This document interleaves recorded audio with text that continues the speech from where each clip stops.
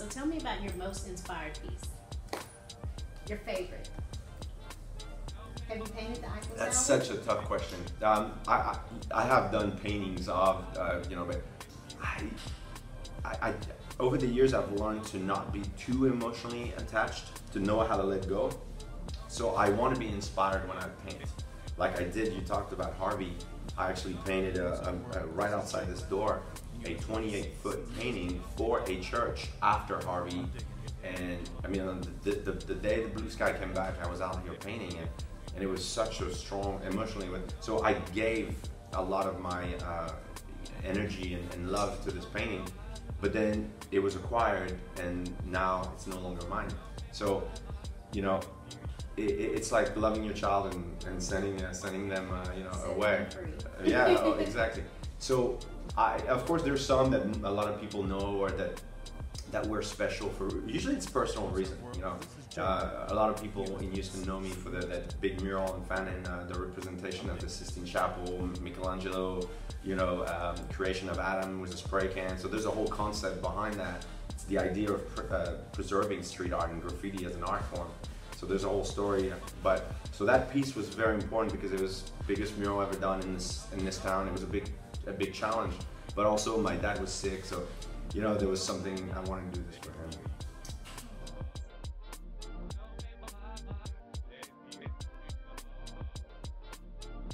We didn't want to send the money to some big national organization. We were like, we want to go help people directly and make sure every penny helps. And so it's been really amazing. Yeah, very grassroots. But the Made in Houston was to show that, you know, all these paintings have been made here in Houston. But beyond that, it was the idea that you can be made in Houston as an artist, in any field. You don't have to be New York or LA or Paris. These are cool sounding names, but Houston, you know, is really, there's so much talent. And so the concept was to call it Made in Houston because all the work presented was made in this town, in this very studio. But beyond that, it was the idea that you don't need to envy, you know, other names, other towns anymore. Houston is you know, a really strong city. Awesome. Okay. Well, along that vein, we were talking about you making a profession out of being an artist. What would be one piece of advice that you can offer to like a young artist that wants to do, of course they have a passion for the creative side of the business, but they actually want to make a living out of it? Right. I mean, you know, you cannot sugarcoat this. The quality, the talent that you have as an artist, that's a requirement, right? You have to have something, and you have to have the desire, the motivation. But at the end of the day, it's a business like any other, you know.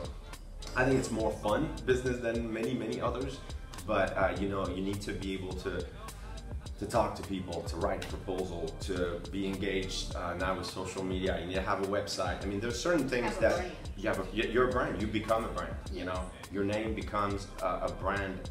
Yeah, it may be a service, but you know, your art is a service and it's unique, but it's also something that's marketable.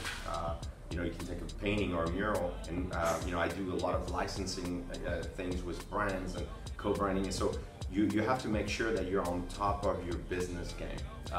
Like I never went to art school, but I did take, because my parents were, you know, kind of entrepreneurs, and so I did take business classes, communication, etc. as a teenage kid. At HCC? No, that was over in Europe. Okay. Yeah, no, that was, I couldn't even speak English back then. So you definitely have to have a package to offer. You know, if you could be the best artist in the world, but if nobody knows about it or sees it, or you know, you don't have any online presence, and you know, it's not going to happen. It's very competitive field. Really? Yeah. You would not think that, and you're at the top of your game. I mean, I'm doing my own thing, but thank you for saying that. But you know, like every industry, there are many talented artists out there, and there's many that are very you know, have a good business sense. So to make it as a professional artist, where this is what you do and this is what pays your bills, and some, you know, because I think artists now, especially when you're really putting your heart and soul into it, you don't just deserve to pay your bills. I think you need to get ahead. You know, Yes. There's no, every other industry your success is measured by, you know, if you're an attorney or a doctor, well, it's okay for them to be successful and have a nice car, a nice home, but sometimes for artists, you know, there's this stigma like you shouldn't profit from your art. Or like, I don't know. This is an old mentality that I think is changing. Especially with the internet. Extreme, yeah, big And time. you have to probably trademark and copyright your work. Yep. I won't get into the details, but we have issues with big corporations that are taking artist work and using it for various things, and those are big no-nos.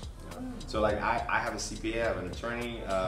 What else do I have other than my? You know, I mean, these are the things. You're a business like any other.